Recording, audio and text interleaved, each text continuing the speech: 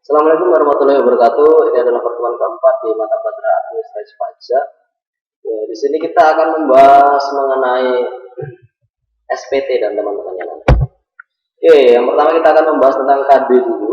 Ada dua KD yaitu 3.4 dan 4.4. Yaitu yang pertama memahami bentuk-bentuk SPT, SPP, SKP dan sampai SKPN. Terus yang kedua yaitu KD 4.4 itu mengelompokkan bentuk-bentuk dari SPT, SSP, SKP dan sampai dengan SKPN. Ya, banyak ya dibaca sendiri. Ya, terus indikatornya yang KD 3.4 yaitu yang pertama adalah menjelaskan, menggali dan menjabarkan bentuk-bentuk dari SPT, SSP, SKP, SKP, KB, SKP, KBT, SKP, LB, dan SKPN.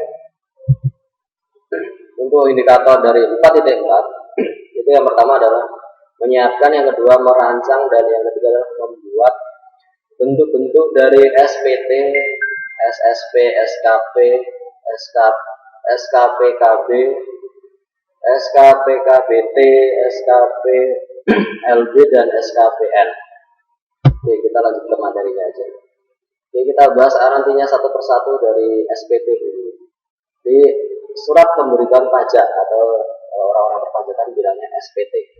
Nah, SPT adalah surat yang oleh wajib pajak digunakan untuk melaporkan perhitungan dan atau pembayaran pajak oleh pajak dan atau bukan objek pajak dan atau harta dan kewajiban menurut perundang-undangan. Oke, Pak, kenapa kok bahasanya pakai dan atau? Nah, kalau misalnya dalam bahasa hukum itu pengaruhnya sangat besar sekali.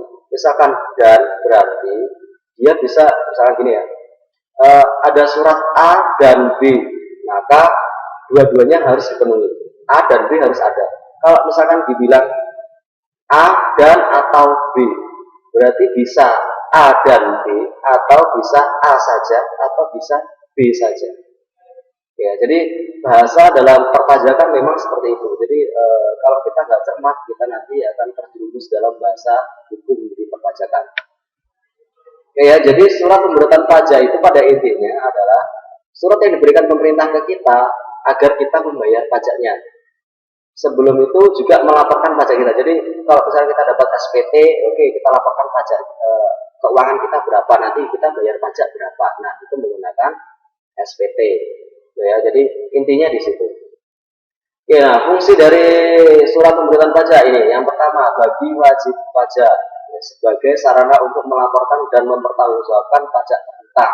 Jadi di sini kita bisa melaporkan keuangan kita atau pajak kita lewat itu tadi, lewat SPT.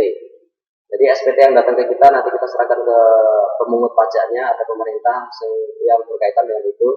Terus dan melunasi dengan utang kita. Jadi kita itu berutang pajak ke pemerintah. Jadi itu yang dimaksud di sini adalah terhutang. Jadi kita membayar pajaknya lewat SPT juga. Terus bagi pengusaha kena pajak. Nah, bagi pengusaha yang kena pajak. Jadi orang yang melakukan usaha dan kena pajak. Nah, dia fungsinya apa? Sebagai sarana untuk melaporkan dan mempertanggungjawabkan pajak pertambahan nilai atau PPN. Jadi misalkan kalau kalian ke KFC atau apa itu kan ada pajak atau PPN berapa persen, 10% dari makanan yang kalian makan. Itu nanti dilaporkan ke pemerintah. Terus pajak penjualan atas barang mewah, jadi mobil dan sebagainya itu kan termasuk barang mewah. Nah, itu ada pajaknya juga. Terus bagi pemotong, bagaimana? Pemotong itu yang dimaksud adalah orang yang memotong pajak. Jadi kayak bendahara kan dia punya pegawai, dia itu menaungi beberapa pegawai. Jadi pegawai-pegawai itu kan nantinya kena pajak. Jadi yang memotong pajaknya pegawai-pegawai itu bendahara. Jadi bendahara nanti melaporkan ke pemerintah. Nah, sebagai sarana untuk melapor dan mempertanggungjawabkan pajak yang dipotong atau dipungut atau disetorkan. Jadi jadi nanti dia melaporkan lewat SPT tadi untuk orang-orang siapa aja yang dipotong, berapa persen pemotongannya. Nah, itu dilaporkan ke kantor pajak lewat bendahara. Itu fungsinya.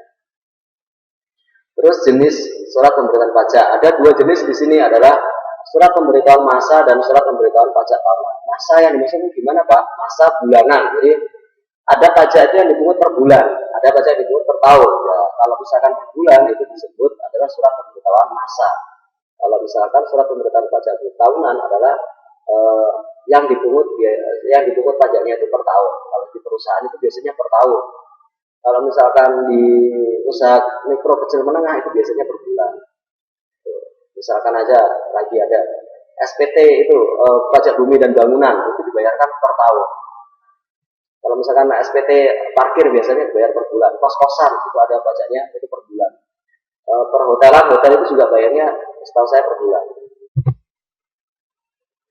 Oke, tata cara penyelesaian surat pemberitahuan pajak. Jadi yang memiliki kewajiban tadi mengisi surat pemberitahuan pajak apa SPT tadi diisi untuk melaporkan perpajakannya. Terus yang kedua adalah administrasi surat pemberitahuan pajaknya. Nah, setelah diisi, dilaporkan, kita membayar pajaknya. Jadi simpel sebenarnya. Oke, nah ini di sini ada batas waktu penyampaian surat pemberitahuan pajak. Itu yang pertama adalah surat pemberitahuan pajak tahunan. Kalau orang pribadi, akhir bulan ketiga setelah berakhirnya tahun pajak. Jadi misalkan saya bulan Desember harusnya bayar, terakhir itu bulan Januari, Februari, Maret. Jadi Maret itu terakhir. Ya, terus yang kedua adalah PPh badan. Jadi kalau usaha, badan usaha. Nah, di sini adalah sebelum akhir bulan keempat setelah berakhirnya tahun pajak. Jadi misalkan di bulan Desember harus saya bayar pajak, berarti dia di Januari, Februari, Maret, April, nanti April terakhir dia bayar pajak. Terus kalau PBB, pajak bumi dan bangunan, itu 6 bulan sejak tanggal diterimanya SPT. Terus batas waktu bayarnya ya.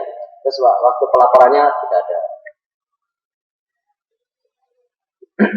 Oke, kita lanjutkan di yang surat pemberitahuan pajak masa. Jadi surat pemberitahuan di masa ini ada per bulan ini itu ada banyak sekali klasifikasinya. Ada pasal 21, pasal 22, pasal 22 impor, ada yang iuran bea cukai, ada yang 22 badan, ada yang pasal 23, 25, 26, PPN, BM, dari ada PPN apa itu namanya pertambahan nilai dan barang mewah, ada yang bea cukai, ada yang tidak. Ini ada 12 klasifikasi.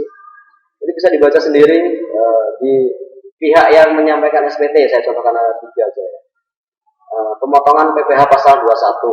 Nah, batas waktu penyampaiannya kapan? Pelaporannya itu paling lambat 20 hari setelah masa berakhirnya perpajakan kita. Jadi jatuh temponya kita itu berapa? Itu 20 hari setelah jatuh tempo itu tidak kena denda. Ya, terus pasal 22 impor.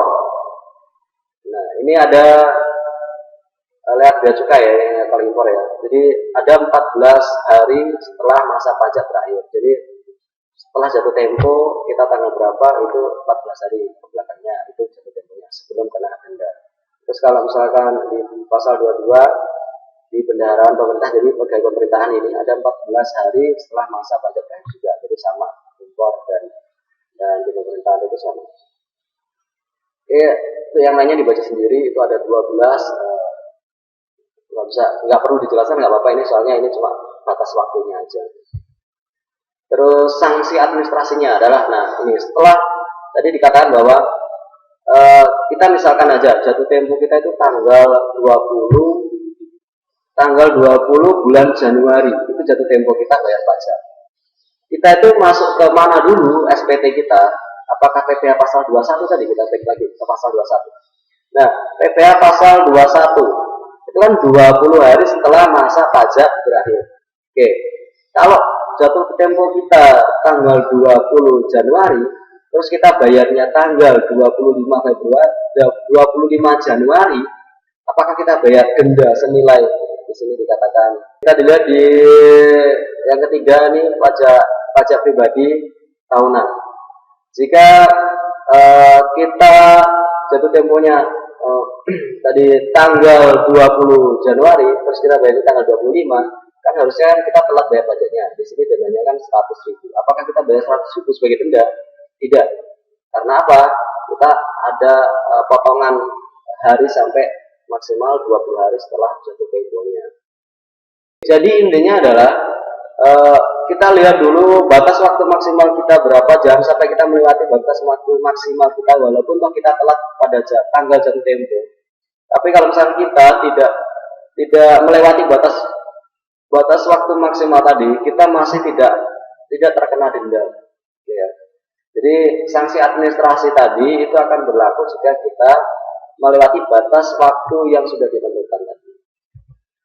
Ya, terima kasih, itu pertemuan dari saya untuk pertemuan keempat. Ini masih kita bahas masih SPT, jadi kita akan bahas lagi di pertemuan selanjutnya untuk materi selanjutnya. Soalnya kalau kita bahas dengan satu pertemuan itu akan panjang banget. Ya, terima kasih. Assalamualaikum warahmatullahi wabarakatuh.